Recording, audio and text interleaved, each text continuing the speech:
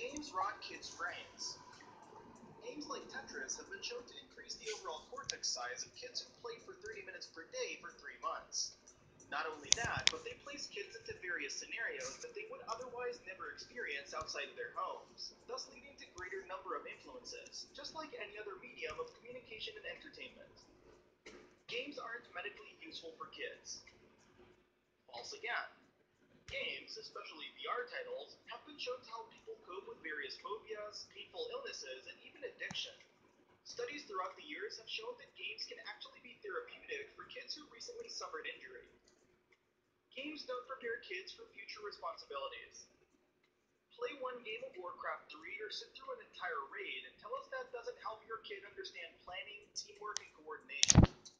4X Games have made an enormous impact on the gaming market since their inception, and not only do games like Civilization teach you about history, but they also help you understand the intricacies that go into building cities, maintaining them, essentially management overall. Kids ruining their eyes with games. Did you know that playing a first-person shooter for 1 hour can help someone suffering from amblyopia, aka lazy eye? It's true, and it's been shown to be much more effective than simply wearing an eye patch. We're not saying you should play your old Game Boy Advance without the backlit screen and zero sunlight, but games can only ruin your eyes much like other mediums involving a screen would. And that wraps it up. What are your thoughts about this? Let us know in the comments below, and if you enjoyed this video, please like and share it on Twitter and Facebook. And why not consider subscribing? We upload some really cool videos almost every day. Thank you for watching this video, and happy gaming!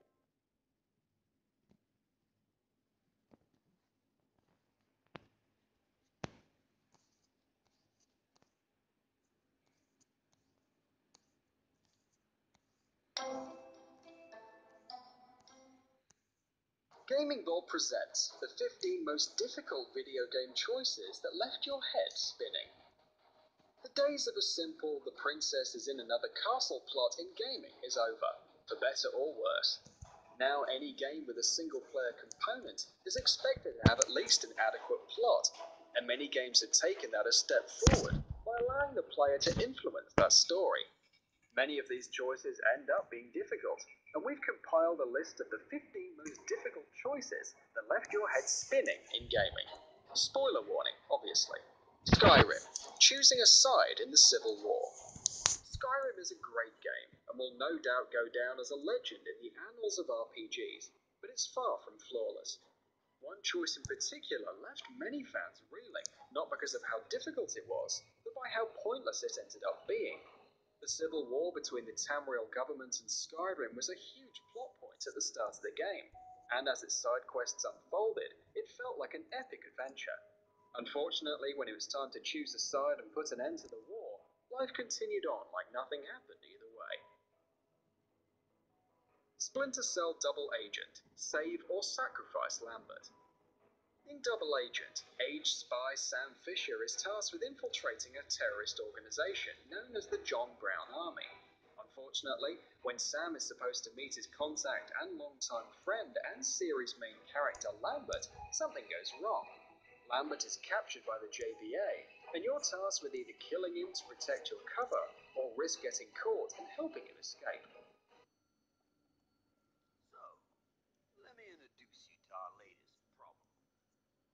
Jamie caught him inside the compound. It's like he was looking for somebody, which pushes up our timetable. You think he's CIA? I don't care if he's PTA, because unlike you, Sam, you get to do the honors.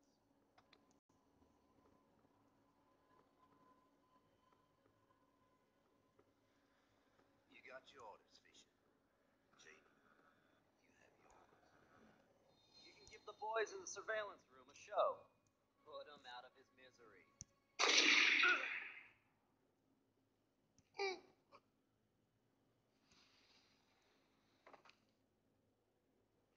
Fable 3, save the kingdom or don't. After defeating the corrupt king in Fable 3, it's revealed that he was actually fortifying the city's defenses to stop an ancient evil known as the Crawlers. Now that you're king, you can choose the good option and put an end to slave labor and such, or go the evil route and continue the old king's policies. Needless to say, choosing the good route will essentially end the lives of thousands, so maybe developer Lionhead got those two mixed up. Far Cry 3, stay in the Rook Islands or go home. Far Cry 3 is all about examining what happens when you take a normal person, or indeed a douchey frat boy, and make them a stone-cold killer. You're tasked with saving your friends who were captured by pirates, but when you finally get to them, you realize you can't exactly go back to normal civilized life after killing hundreds of people. You can either stay in the Rook Islands and enjoy your new self, or at least try to return to normal life, and hope you don't miss the violence too much.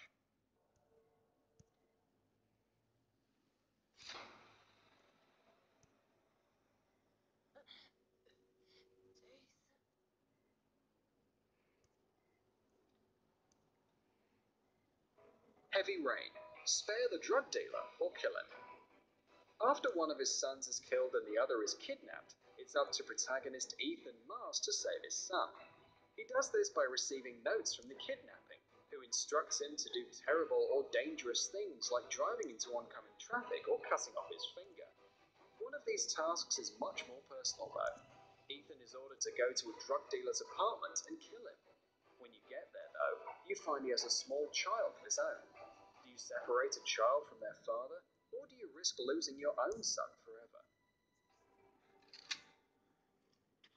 Hold it, man. I give you whatever you want. Got dope? Got cash? You want some dope? Please. Please don't kill me, man. I got children. These are my girls, see?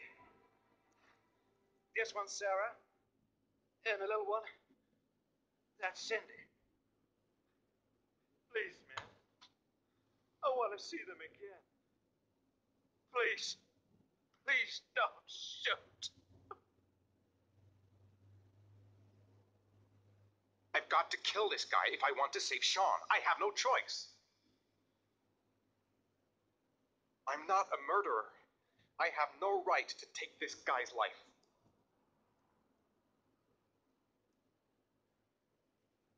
He's a drug dealer, just scum.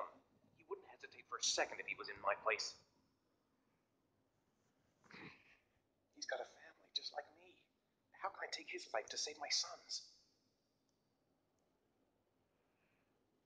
This guy is just a lowlife who sells dope to kids.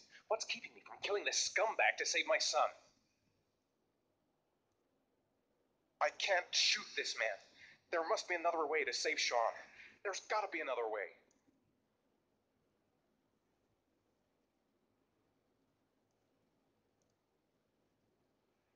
I'm a father too, but I have no choice.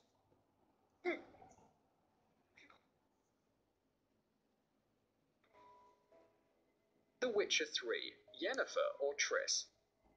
Like real relationships, you and protagonist Geralt are torn between Yennefer, his wife, and another woman named Triss. The game is quick to remind you how terrible Geralt is for constantly cheating on his wife, and it builds Triss and Yennefer up as characters, not just there for your personal amusement. Who you decide to go with in the end will have a big impact on where these three head in life. I'd lost hope that you'd appear. We couldn't wait for you to show.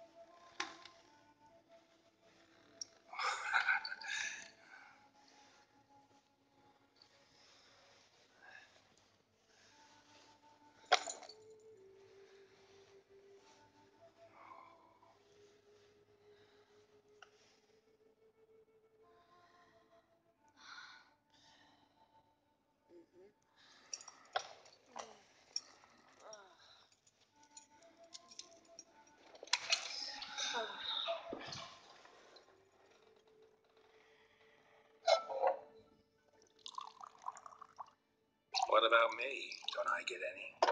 You just got exactly what you deserve.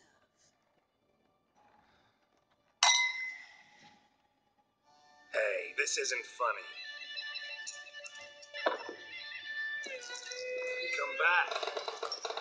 Tris, Yang. Spec Ops: The Line. Stay in Dubai and kill your friends, go home or kill yourself. Much like Far Cry 3, Spec Ops tasks you with either staying in a hellish environment, reveling in death, or going home knowing you have to live with all the terrible things you've done. Unlike Far Cry 3 though, Spec Ops is a lot more ambiguous with how it presents the aftermath. There is no right choice here, and the developers knew that.